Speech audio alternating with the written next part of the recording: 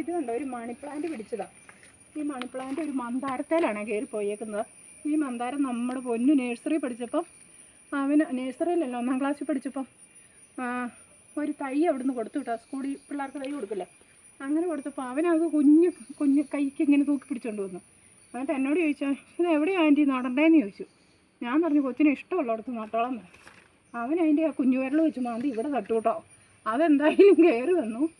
വലുതായതുകൊണ്ട് ഞാനതിൻ്റെ മണ്ട ഇങ്ങനെ ഒത്തിരി പൊങ്ങി പോകുമ്പോൾ മുറിക്കുന്നുണ്ട്. എന്നിട്ട് അതിൻ്റെ ചോട്ടിൽ ഇത് പിടിച്ച് കിട്ടിയല്ല എന്നോർത്തൊരു കുഞ്ഞു തൈയായിരുന്നു കേട്ടോ ഈ മണിപ്ലാന്റിൻ്റെ. അത് അവിടെ കൊണ്ടുവന്ന് നട്ടു വെച്ചു. അതേ ഇപ്പോൾ അതേ കയറി പണ്ട് അവിടം വരെ എത്താറായി. ഇതിപ്പോൾ ഇത്ര അടുത്തായതുകൊണ്ടേ ഇതിന് ഭയങ്കര എന്താ വാഴ്ചയായിട്ട് കയറുക. ഇനിയിപ്പോൾ അതേ കയറി താഴോട്ട് ഇനി മറിയുമായിരിക്കും. അതിൻ്റെ പൊക്കം കഴിയുമ്പോൾ താഴോട്ട് വീഴുമായിരിക്കും അല്ലേ.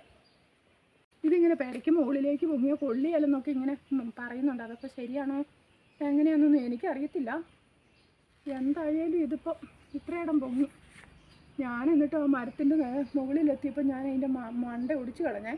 എന്നിട്ടത് പിന്നെയും പൊങ്ങും. എന്തായാലും ഇവിടെ ആ മന്ദാരം എന്തായാലും നമ്മൾ മുറ്റത്തേക്ക് ഇങ്ങനെ ചാഞ്ഞ് നിൽക്കുന്നതുകൊണ്ട് ശിഖരം വെട്ടി നിർത്തും. അപ്പം മണി പ്ലാന്റ് അത്രേ പൊക്കുള്ളൂ കേട്ടോ. ഇനിയിപ്പോൾ ഇതൊക്കെ വിശ്വാസമുള്ളവർക്കായിരിക്കും അങ്ങനെയൊക്കെ, എനിക്കറിയില്ല. എന്തായാലും മന്ദാരം രണ്ടും കയറി പോകുന്നുണ്ട്. മന്ദാരത്തിൻ്റെ പൂ നല്ല രസം, റോസാണേ, നല്ല മണമുണ്ട്. പക്ഷേ ഒരു പ്രശ്നമുണ്ട്, മഴയൊക്കെ ഉള്ള സമയത്താണെങ്കിൽ ഈ പൂ മൊത്തം ഈ മുറ്റത്തേക്ക് വീഴും. അടിച്ചാൽ പോകാൻ ഭയങ്കര പാടാണ്. പക്ഷേ നല്ല അലങ്കരിച്ച് കിടക്കുന്ന പോലെ കിടക്കൂട്ടോ അതിൻ്റെ ഇതൾ വീണിട്ട് മിറ്റം. അങ്ങനെ നമ്മുടെ മന്ദാരത്താൽ ഒരു മണി പ്ലാന്റ് കയറിയിട്ടുണ്ട്.